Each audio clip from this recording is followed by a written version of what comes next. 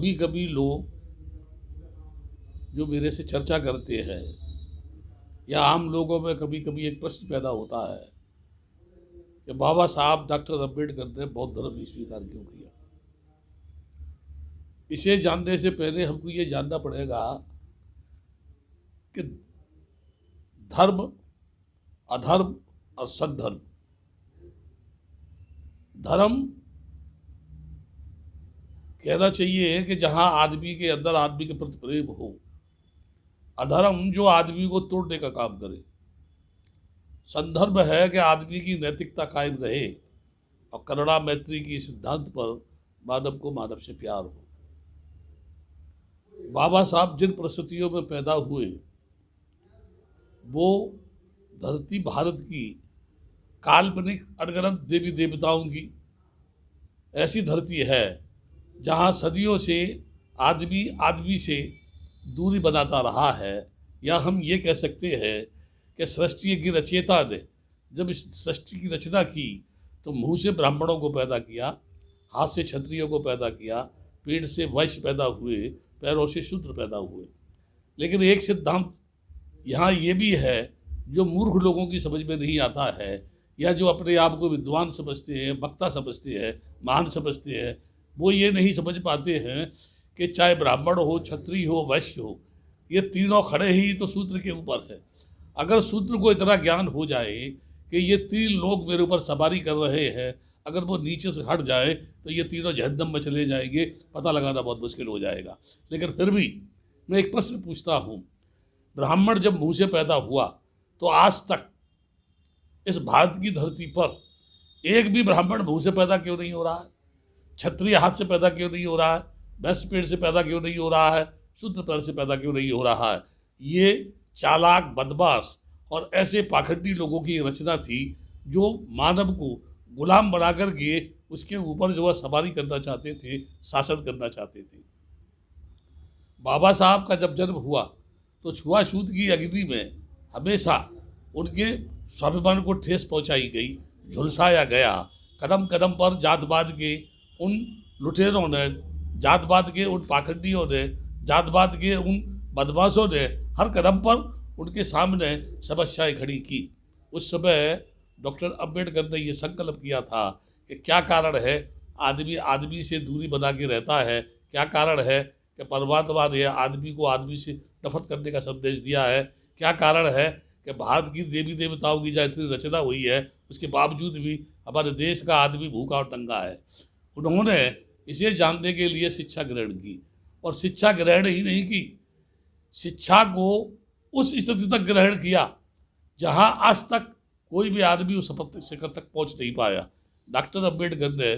शिक्षा प्राप्त करने के बाद पाया जो भी हमारे देश में धर्म मजहब प्रचलित हैं, अगर हम ये कहें कि इस्लाम हो तो उसमें मोहम्मद साहब की बात को मानना जरूरी है। यदि हम ये कहें कि हम ईसाई हो तो उसमें ईसा मसीह की बात मानना जरूरी है। यदि हम ये कहें कि हम लोग तथाकथित उस संस्कृति को माने जिसमें परमात्मा पर विश्वास करना जरूरी है, ईश्वर पर विश्वास करना जरूरी है, तो हमें पुराण वेद शास्त्र इनको मानना पड़ेगा और उनके ऊपर कोई तर्क नहीं करना पड़ेगा। जो भी देवी देवता है हमें उनको फॉलो करना पड़ेगा, उनके साथ चलना पड़ेगा। लेकिन संसार में बुद्ध ही एक ऐसा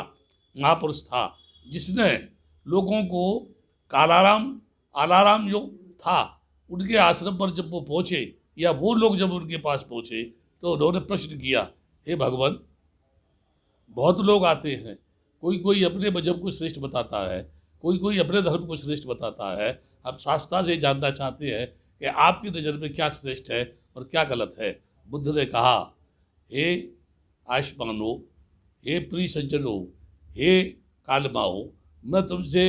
अपने मन की बात कहता हूँ। किसी बात को सत्य इसलिए मत मानो कि परंपरा से चली आ रही है, किसी बात को सत्य इसलिए मत मानो शास्त्रों में लिखी हुई है, किसी बात को सत्य इसलिए मत मानो कि ब्राह्मण परंपरा से मानते आ रहे हैं, किसी बात को सत्य इसलिए मत मानो कि ये ईश्वर कृत है, ईश्वर के द्वारा मुँह से बोली गई बात है, किसी बात को सत्य इसलिए मत मानो कि वेद शास्त्रों में लिखी हुई है, किसी बात को इसलिए सत्य मत मानो कि हमारे पूर्वज मानते चले आ रहे हैं, किसी बात को सत्य इसलिए मत मानो कि कहने वाला हमारा गुरु है, अथवा किसी बात को सत्य इसलिए मत मानो कि कहने वाले की जो शैली है बहुत सुंदर है, उसकी जो भाषा है अति उत्तम है, कि किसी बात को सत्य मानने से पहले उसे सुनो, उसे समझो, उस पर अनुसंधान करो, उसको सिद्ध करने का प्रयास करो, उसे अपने जीवन में उतारो, और उस पर जीवन में उतारने के बाद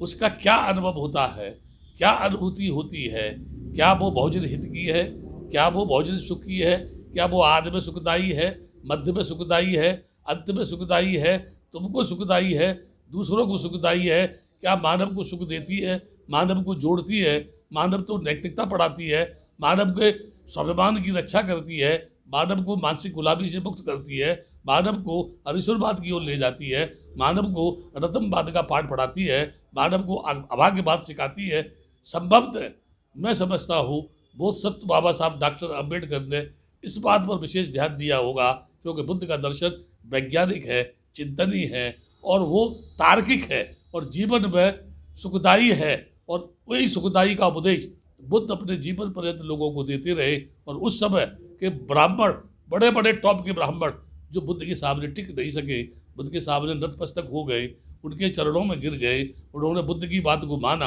उन्हें बुद्ध की बात मानने के लिए मजबूर होना पड़ा। कालांतर में बुद्ध की महापरिनिर्वाण के बाद जिन लोगों ने इस त्रिपिटक की रचना की, धर्म का संगायन किया, भिक्षुओं की संगीति हुई, उसमें जब संगायन हुआ तो बहुत से ब्राह्मणों ने उसमें वो बातें कही जो बुद्ध ने नहीं कही थी, और वो बातें नहीं कही कि जो बुद्ध ने कही थी। मैं समझता हूँ इसीलिए बाबा साहब को बुद्धा इज धम्मा लिखने की आवश्यकता पड़ी। उन्होंने बुद्धिज्म का वो प्यूरिफिकेशन किया जिसमें ब्राह्मणों ने अपनी मानसिकता का कचरा मिला दिया था, जिससे लोग भ्रमित होते हैं। आज मैं समझता हूँ अगर ये बात नहीं होती तो बाबा साहब को बौद्ध धर्म यानी अपनाने की जरूरत नहीं पड़ती। हमारे देश के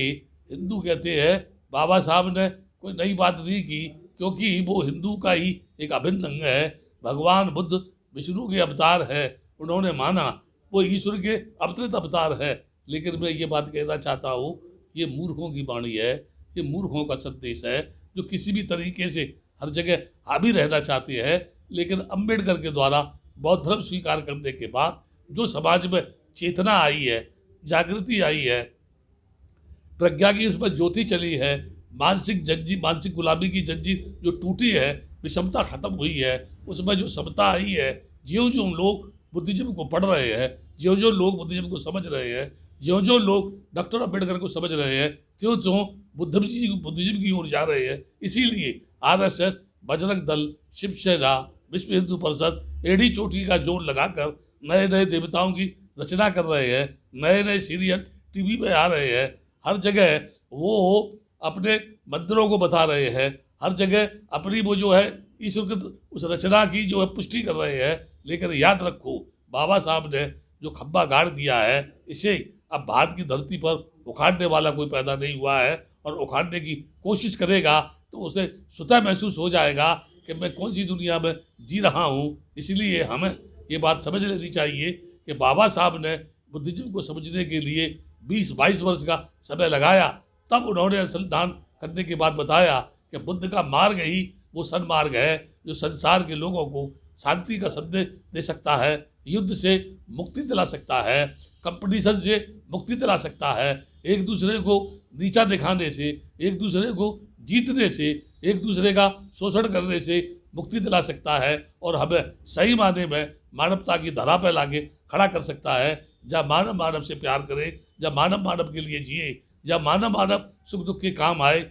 इससे बड़ा दुनिया में कोई धर्म नहीं है। इसीलिए बोधसत्व बाबा साहब डॉक्टर अम्बेडकर ने उसको स्वीकार किया। न इस्लाम उनको प्रभावित कर सका, न सिख उनको प्रभावित कर सके, ना ही उनको जो है हिंदू प्रभावित कर सके, न ब्राह्मण प्रभावित कर सके, न ईसाई प्रभावित कर सके। केवल प्रभावित किया तो बुद्ध के दर्शन ने किया, बुद्ध की वाणी ने किया। आओ हम सब ये जानने के बाद कि बाबा साहब ने बौद्ध धर्म स्वीकार क्यों किया, हम भी ईमानदारी से उनका अनुसरण करते हुए देश की एकता, अखंडता, सही मायने में लोकतंत्र की स्थापना, भाईचारे के लिए, देश की जो है उच्चतम शिखर तक पहुंचाने के लिए हम सब मिलके बुद्ध के मार्ग पर चले, तभी हमारी आपस की वैमनस्यता खत्म होगी।